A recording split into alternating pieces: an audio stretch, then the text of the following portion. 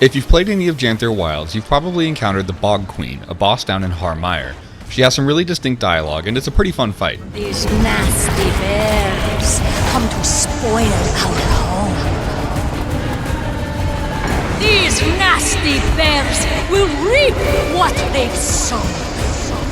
And for whatever reason, the Guild Wars 2 community has become obsessed with her. But who is she, and why is she near a village populated by, well... These nasty bears!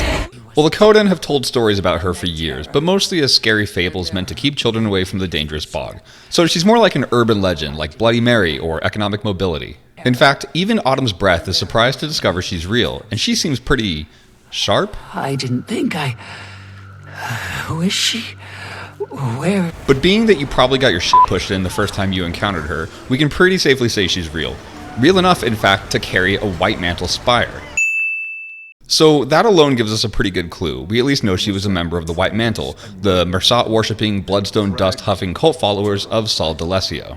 A little later in the story, you'll wind up a bit farther north in Janthir Sintry, where you'll quickly discover the ruins of a White Mantle village called Gavril. Gavril, as it turns out, only became occupied by White Mantle after a visit from Sol and his posse. The White Mantle loved to sacrifice people to bloodstones to empower them, and boy did they do some sacrifices in this village. The Mersat demanded so many, in fact, that they practically wiped out the village residents, and eventually even started picking off other White Mantle members to satiate their demands. If you complete the side story, A History Most Violent, you'll come across numerous journal entries and artifacts giving clues about what went down in Gavril, and at some point you'll encounter this interaction between two ghosts. We're running out of places to keep the bodies. We're already taken over 3 of the vacated homes. If you would permit me, sir, I have a proposition. There's a big bog just south of us on the mainland. Perhaps I could store the bodies there. It's big and discreet. Yeah, sure. Whatever keeps them out of my house. Consider it done.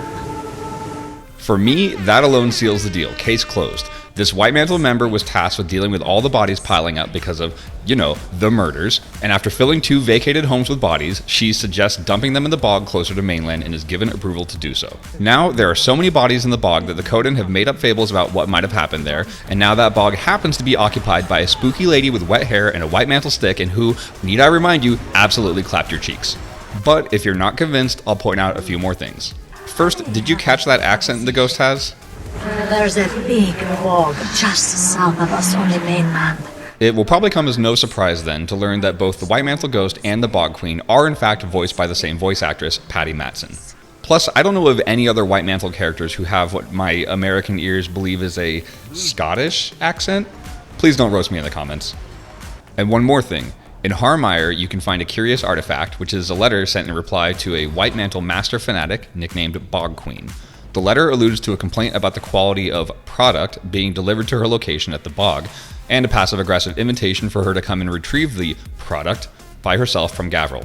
A direct connection between Gavril and the Bog Queen right here in Home Sweet Har Mire.